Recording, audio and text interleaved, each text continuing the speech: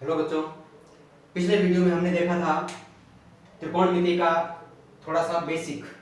आज उसी पर आधारित एक एग्जांपल है हमारे पास। त्रिभुज PQR में कोण Q समकोण है। एक समकोण त्रिभुज है जिसका Q कोण समकोण है। यदि QR 8 सेंटीमीटर तथा PQ 15 सेंटीमीटर हो तो ज्ञात कीजिए कोण P के लिए सभी त्रिकोणमितीय अनुपात, यानी साइन, कॉस, टेन, सेक, कोसेक, कोट सब ज्ञात करने हैं। तो ये देखिए चित्र। इस प्रश्न के आधार पर ये एक समकोण त्रिभुज है जिसका कोण Q 90 डिग्री समकोण है और फिर देखा था QR 8 सेंटीमीटर।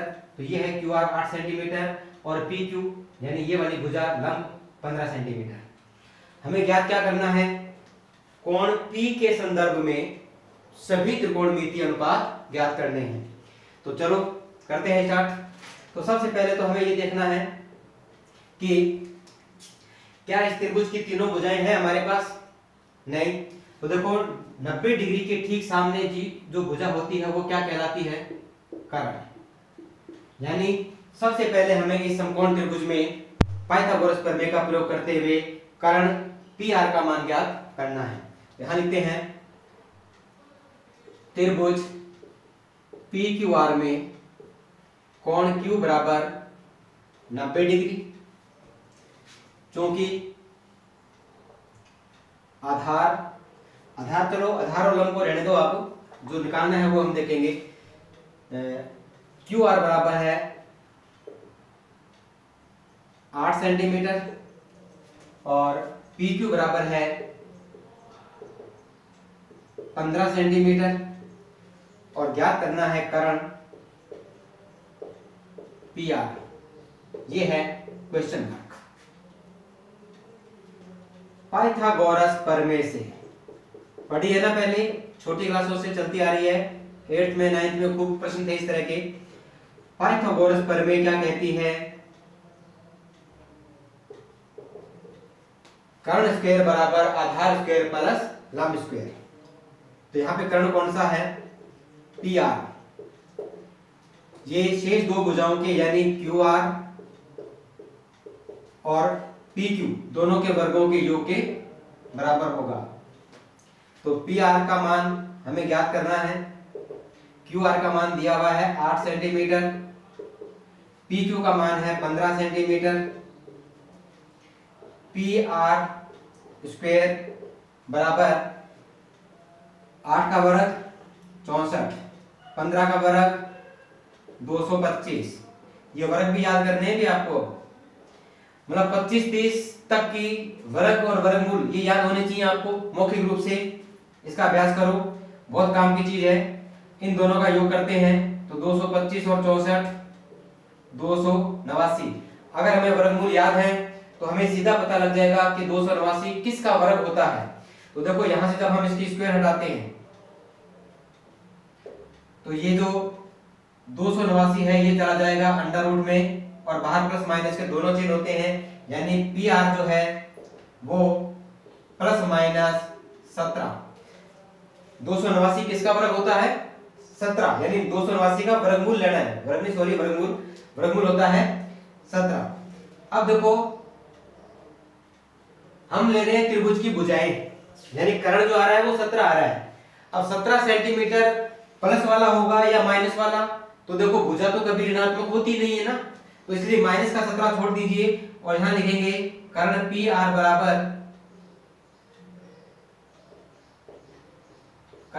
बराबर 17 सेंटीमीटर। ठीक है। अब हमें इसकी तीनों भुजाएं प्राप्त हो गई। इसका मान आता है 17 सेंटीमीटर। ठीक है। चलो अब हम बात करते हैं कि हमसे पूछा क्या। हमें कहता है कि कोण P के हिसाब से, कोण P के लिए हमें सारे त्रिकोणमितीय अनुपात ज्ञात करने हैं। तो हम लिखते हैं क्योंकि कोण P के लिए, देखो कर्ण तो फिक्स हो गया, उसको लिखने की आवश्यकता नहीं है। अब P के हिसाब से यदि देखा जाए तो मैंने बताया था कि जिस कोण से संबंधित हम कोई भी अनुपात ज्ञात करते हैं तो उस कोण की जो सम्मुख भुजा होती है वो लंब होती है। तो इस चित्र के आधार पर, इस कोण P के आधार पर जो ये QR भुजा है ये क्या कहलाएगी? लंब। तो फिर ये कौन सी भुजा होगी? आधार। कर्ण तो अपनी जगह फिक्स होता है, इसमें तो कोई डाउट था ही नहीं। तो कोण P के लिए हम लिख सकते हैं आधार PQ बराबर 15 सेमी और लंब हो जाएगा QR बराबर 8 सेंटीमीटर। ठीक है, अब कर्ण, आधार और लंब ये तीनों भुजाएं हमें काम में लेनी है। फिर मैंने आपको बताया था त्रिकोणमिति का मूल मंत्र जो आपको याद होना ही चाहिए, और वो भी क्रम से sine cos tan cot sec cosec, ये क्रम में होना चाहिए। और इसका एक सूत्र था लाल बट्टे कक्का, LAL लाल, KKA कक्का। ठीक है, इसका संबंध हमने पिछले वीडियो में पढ़ा था। तो चलिए उसी आधार पर हम सबसे पहले बात करते हैं साइन P की, क्योंकि P से रिलेटेड पूछा है। P कोण के जितने भी त्रिकोणमितीय पद है वो हमें ज्ञात करते हैं। तो कोण P के हिसाब से अब लंब और आधार हमने डिसाइड कर लिए। अब देखना है कि साइन के लिए सूत्र क्या बनता है, लंब बटा कर्ण, लंब बटा कर्ण। अब लंब कौन सा होगा, लंब देखो QR, कर्ण कौन सा होगा PR। QR का मान कितना है, देखो यहां पर लंब है 8 सेंटीमीटर यानी 8 और PR का मान आया 17। अब ये दोनों विभाजित होते नहीं है तो ये आ गया पहला आंसर यानी साइन P। अब निकालना है cos P। तो cos P के लिए सूत्र क्या बनता है, cos के लिए सूत्र देखिए आधार बटा कर्ण, चाहे कोण P की जगह R आ जाए तो भी सूत्र तो वही रहेगा ना, आधार बटा कर्ण, आधार बटा कर्ण। अब आधार कौन सा होगा PQ और कर्ण अपनी जगह फिक्स होता है PR, और ये हो जाएगा 15/17, ये हो गया cos P का मान। अब आता है tan P। tan P बराबर, अब tan के लिए सूत्र होता है लंब बटा आधार, लंब बटा आधार, और लंब है इसके अंदर QR, आधार है PQ। तो QR का मान हो जाएगा 8 सेंटीमीटर और PQ का मान था 15 सेंटीमीटर, ये आ गया है tan P का मान। साइन कॉस और tan ये तीन मान निकाल दिए।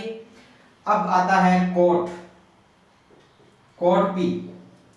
कोट P के लिए सूत्र क्या बनता है भाई, आधार बटा लंब, यानी ये tan का उल्टा होता है, बताया था ना पिछले वीडियो में। अब ये हो जाएगा PQ बटा QR यानी 15/8, यानी जो संख्या विभाजित होती है वो विभाजित कर सकते हैं, परंतु यहाँ तो 8 और 17, 15 17 या 15 8 कोई भी विभाजित नहीं होता। अब बात करते हैं कोट के बाद में आता है सेक, और सेक के लिए जो सूत्र बनता है वो होगा कर्ण बटा आधार, कर्ण बटा आधार। अब कर्ण कौन सा होगा इसमें PR, और आधार कौन सा होगा PQ, यानी P के लिए फिक्स हो गया है आधार लंब और कर्ण यही रहेंगे। अगर यहाँ कोण बदलता है, यहाँ P की जगह यदि R लेते हैं तब ज्यादा परिवर्तन नहीं है, इन दोनों में थोड़ा सा परिवर्तन होगा बस, बाकी यही सूत्र चलेंगे, इसी तरह से मान लेते चले जाएंगे। तो PR का मान था हमारे पास 17 और PQ का मान है 15 यानी 17/15 आंसर। और अंत में आता है कोसेक, तो कोसेक P के लिए हो जाएगा कर्ण बटा लंब, कर्ण बटा लंब, और कर्ण है PR, लंब है QR, लंब हो जाएगा QR। तो PR का मान हुआ 17 और QR का मान है 8, ये हो गया कोसेक P का मान। तो ये आगे कोण P के लिए सभी त्रिकोणमितीय अनुपात sine P, cos P, tan P, cot P, sec P, cosec P। हो सकता है प्रश्न में P के साथ साथ में R के भी दे दे, कुछ P के दे दे, कुछ R के दे दे, तो ध्यान रहे पहले आप P के लिए निकाल देना, कौन सी दो भुजाएं होंगी उन्हीं को लेकर के सारे अनुपात, उसके बाद में कोण चेंज करोगे तो ये आधार और लंब भी आपस में चेंज हो जाएंगे, कर्ण में कोई भी परिवर्तन नहीं होगा। तो ये था एक और एग्जांपल जिसके अंदर हमने पाइथागोरस प्रमेय का प्रयोग भी किया और फिर उसके बाद में त्रिकोणमितीय अनुपात ज्ञात किए। अब देखो करना क्या होता है, कई बार इन तीन में से दो ही भुजाएं मिलती है जैसा कि इस प्रश्न में था, और यदि सारी मिल रही है तो फिर आपको ये वाला पोर्शन करना ही नहीं है, यानी पाइथागोरस प्रमेय लगानी ही नहीं है। जब हमारे पास सारी भुजाएं होंगी तो हम क्यों लगाएंगे, लेकिन अगर नहीं है तो आपको पहले तीसरी भुजा को ज्ञात करना है। ठीक है, तो ये था एक एग्जांपल। अब हम एक और एग्जांपल लेते हैं जो बोर्ड एग्जाम में आया हुआ है। ठीक है, चलिए नेक्स्ट क्वेश्चन।